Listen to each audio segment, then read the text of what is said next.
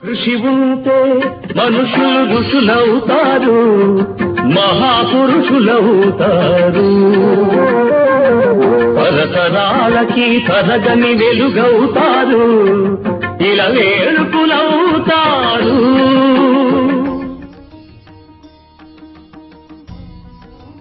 నమస్కారం. ఎన్టీఆర్ నట విశ్వరూపానికి స్వాగతం, సుస్వాగతం.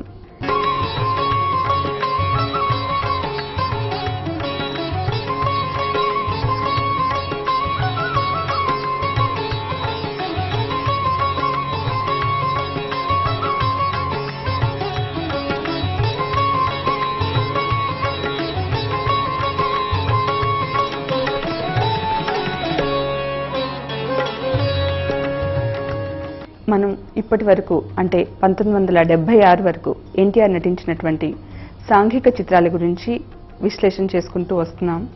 ఈరోజు 1977లో ఎన్టీఆర్ నటించిన చిత్రాల గురించి మాట్లాడుకుందాం.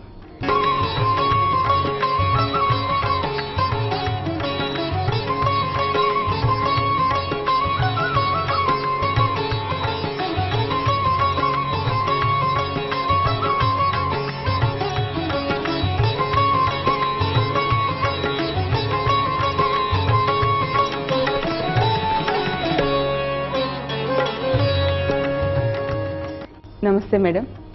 1977 అటు ఎన్టీఆర్ కెరీర్కి ఇటు తెలుగు చిత్రరంగానికి చాలా మలుపులు తిప్పిన సంవత్సరం. 77లో ఆయన నటించిన సినిమాలన్నీ కూడా సూపర్ హిట్ అయినాయి. అందులో మొట్టమొదటిది అడవి రాముడిగా చెప్పుకోవచ్చు. ఏప్రిల్లో రిలీజ్ అయినట్టుంది అడవి రాముడు.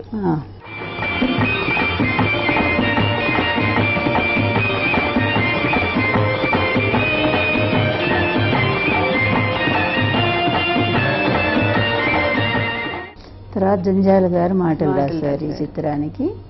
మంచితనానికి సేవకుణ్ణి, దుర్మార్గుల పాలిటి యముణ్ణి. ఈ అడవి కొత్తవాడులాగున్నావు, మా సంగతి నీకు తెలిసినట్లేదే. కొత్తవాడిని కాబట్టి నా సంగతి మీరు తెలుసుకోవడం మంచిది.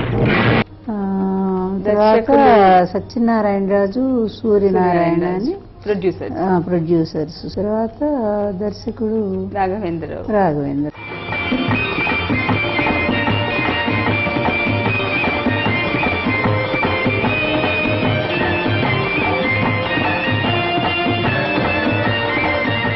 ఒక్క సినిమా అంటే ఇండియాలో మొట్టమొదటిసారిగా అడవి రాముడు ఒక రికార్డు నెలకొల్పిందంట. ఏంటంటే 4 సెంటర్లలో సంవత్సరం పాటు ఏకదాటిగా ముందు షోలేకి ఆ రికార్డు అంటే 3 థియేటర్లలో షోలే అలా సంవత్సరం పాటు ఆడింది. ఈ సినిమాలో ఆయన నటన కూడా అపూర్వం, అద్భుతంగా. ఒక ఆదర్శవంతుడైన ఆఫీసర్గా, ఫారెస్ట్ ఆఫీసర్గా అక్కడ గూడెంలో ఉండేటువంటి వాళ్ళ కోసం ఆయన చేసిన కృషి, తర్వాత అలాగే ఆ విలన్లు వాళ్ళ దొంగ సరుకు అది ఇది మన గంధము, తర్వాత ఏనుగులను చంపి వాటి దంతాలతో పులి వ్యాపారాలు చేసుకునే దుర్మార్గులు ఆట కట్టించటం, ఇదంతా కూడా కథను చక్కగా నడిపించారు. బిగినింగ్ లోనే కోయగూడెం అది ఉంటుంది, చిలకమ్మగానేమో గూడెం అమ్మాయిగా, ఆ జగ్గు అని వాడు శ్రీధర్ ఈ చిలకమ్మని చేసుకోవాలనుకున్నాడు. ముందు తనెవరో చెప్పకుండా గూడెంలో ప్రవేశించి వాళ్ళందరి హృదయాల్ని దోచుకుంటాడు.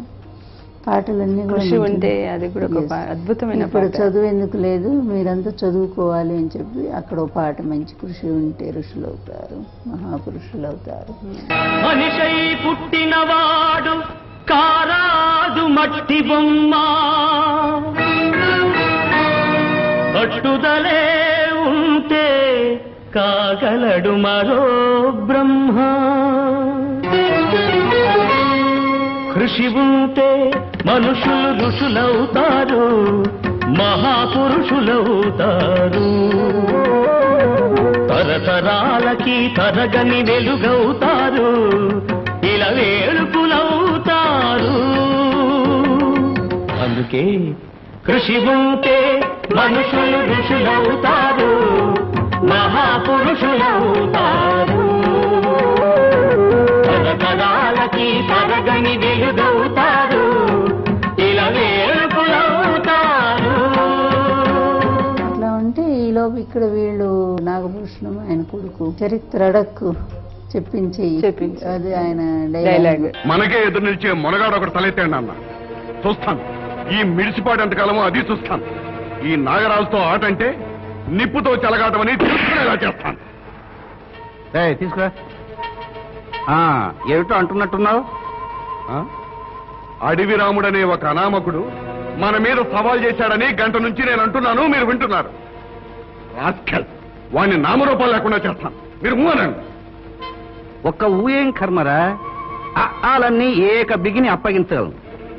చూడు, అన్ని వేళలా ఆవేశం పనికిరాదురా నాగా. అనవసరమైన విషయాల్లో ఆవేశం తెచ్చుకుంటే ఆరుమళ్ళ అదే ఆత్మానందంలాగా దెబ్బతింటావు. ఆరుమళ్ళ ఆత్మానందమా? ఆయన ఎవరు? చరిత్ర అడక్కు చెప్పింది విను. స్నేహితుడు రాజశేఖర్ అని గుమ్మడి పాత్ర. చిన్నప్పుడే అతను రంగూని వెళ్ళిపోతాడు. ఒక్క కొడుకు భార్య చనిపోతే కొడుకును వదిలేసి వెళతాడు. అక్కడ ఇంకో పెళ్లి చేసుకుంటాడు. అందువల్ల ఇతనేం చేస్తుంటాడు, మోసం చేస్తుంటాడు. నీ కొడుకు కోపంగా ఉన్నాడు అని చెప్పి నమ్మించి అతను పంపించే డబ్బు అంతా వీడు వాడుకొని వీళ్ళు పెద్దవాళ్ళు అవుతారు బాగా. ఆ కొడుకుని ఎప్పుడో వదిలేస్తారు. చివరికి అవసరం వచ్చినప్పుడు తన కొడుకునే ఆయన కొడుకు అని ఆయనకి ఏం తెలుసు, చిన్నపిల్లాడు అప్పుడు వెళ్ళిపోయాడు. శేఖరం, ఈ సంవత్సరం మన టింబర్ మిల్లు మీద మంచి లాభాలు వచ్చాయి. ఇంకో మిల్లు కూడా పెట్టాలనుకుంటున్నాను. కాస్త చిల్లర ఖర్చులు కూడా ఉన్నాయి. ఒక 4 లక్షలు కావాలి. ఇన్నేళ్ల తర్వాత కలిశాం. లక్షణంగా ఏమైనా కౌరులు చెప్పుకోక లక్షల గురించే మాట్లాడతామేట్రా? కావాలంటే 5 లక్షలు తీసుకెళ్ళరా. నేను కాదంటానా? ఇదిగో, ఆ తీసుకువెళ్ళేది ఏదో 10 రోజులు ఇక్కడ ఉండి తీసుకెళ్ళరా. మన దేశం నుంచి ఎవరన్నా వచ్చారంటే ప్రాణం లేచి వస్తుందిరా మాకు. బాగున్నా మాయా? అన్నయ్య ఎలా ఉన్నాడు? భేషుగ్గా ఉన్నాడు. వ్యాపారం అంతా వాడే చూసుకుంటున్నాడు. తండ్రికి దగ్గర కొడుకు కదా మరి. ఒరే రాజు, వాడిని చూడకుండా నేను ఉండలేకపోతున్నాను. ఈ వ్యాపారం అది మానేసి మన దేశం వచ్చేయాలనిపిస్తుంది. తప్పకుండా వద్దు గాని, కానీ 4 రోజులు ఆగు. నీ మీద వాడికి ఇంకా కోపం పోలేదురా. చిన్నతనంలోనే పరాయి వాళ్ళ దగ్గర వదిలొచ్చావన్న బాధే ఆ కోపానికి కారణం. కొన్నాళ్ళు పోతే మంచి చెడు వాడే తెలుసుకుంటాడు. ఆ తర్వాత చూద్దు కానీ. ఏమిటోరా, నాన్నే వాడి కమ్మని పిలుపు కోసం నేను తాతలాడిపోతున్నాను. అసలు కన్నబిడ్డను కళ్ళారా చూసుకునే అదృష్టం ఈ జన్మకుందో లేదు. నీ బాధ నాకు తెలియదట్రా. అందుకే వాడిని కడుపులో దాచుకుని తీసుకొచ్చాం. ఇదిగో చూడు, నువ్వు నిజంగా అదృష్టవంతుడు శేఖరం. తండ్రి పేరు నిలబెట్టే కొడుకుని కన్నా. కృషి ఉంటే మనుషులు ఋషులవుతారు, మహాపురుషులవుతారు. తరతరాలకి తరగని వెలుగవుతారు. ఇలా వేడుకులవు